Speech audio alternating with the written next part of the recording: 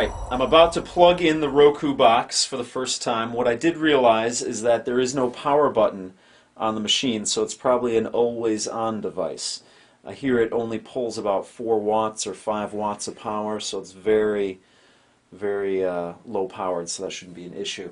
But I'm going to plug it in for the first time, and if I've set everything up correctly, it should pop on the screen. So let's keep our fingers crossed and hope everything works well. And here it goes.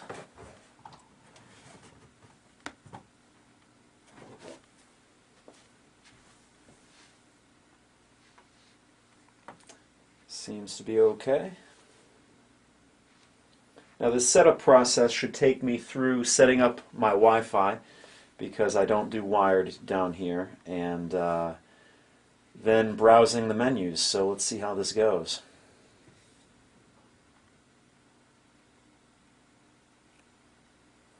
Alright, the first thing we see is a welcome screen. It says, "Welcome to Roku Digital Video Player."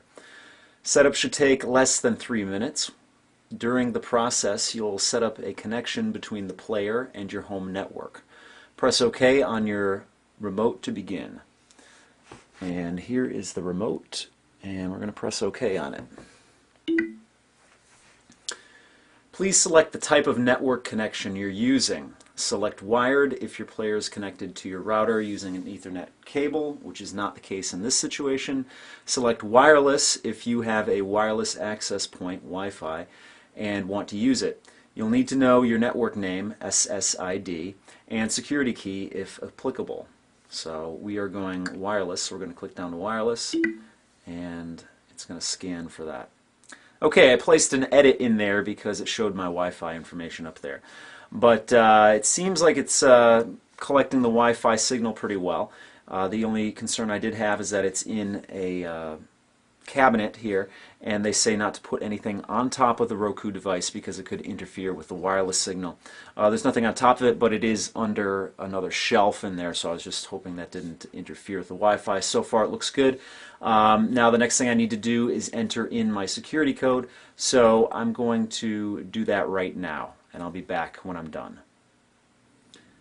Okay, to give you an update, I signed into my wireless network, and it did an update, a software update. It downloaded that, and now it's restarting the Roku device. Alright, it restarted, and it's signed into my wireless. So the next screen we see is settings. Welcome to the Roku player. Setup should take less than 5 minutes. That seems a little bit 2 minutes more than the last one. You'll be prompted to link your player to your Roku account. Press OK on your remote to begin. I don't have a Roku account, but we'll see how this goes.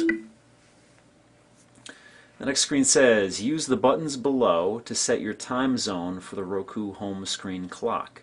You can modify your time zone settings or turn off the clock at any time in Roku settings. Well, it seems everything's correct here, so we're just going to go down to Done. Okay, the Roku player just directed me to go to roku.com/link.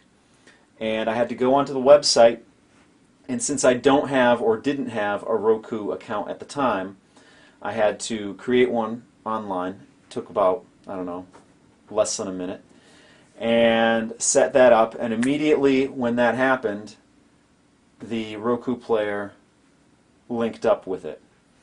And now the screen you see here, it says, congratulations, you have successfully linked your Roku player and it is now set up.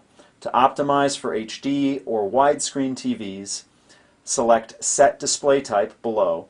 If you are ready to start using your player, simply select Start to begin. Well, it seems like everything's alright, but we're going to go to Set Display Type anyway, just to make sure. We are HDTV 720p. Confirm change. Your display type will now be set to HDTV 720p. Select Confirm below to apply the setting and restart your player. Otherwise, select Cancel to keep previous setting. We're going to go Confirm, and it's going to restart the player again.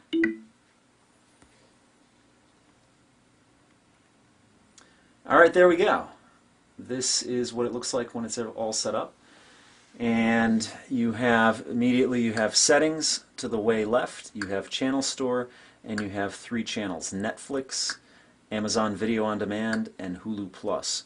Now, with the purchase of this Roku device, I believe I get a free month of Hulu Plus, which should be interesting. I don't know if Hulu is if I'm a good fit for Hulu.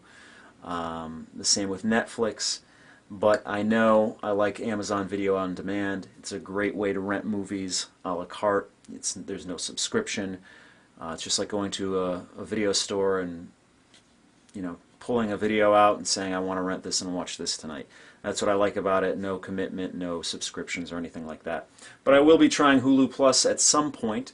I know they have a lot of good things in their back catalog there. And Netflix I don't know about right now, but let's see what they have in the channel store.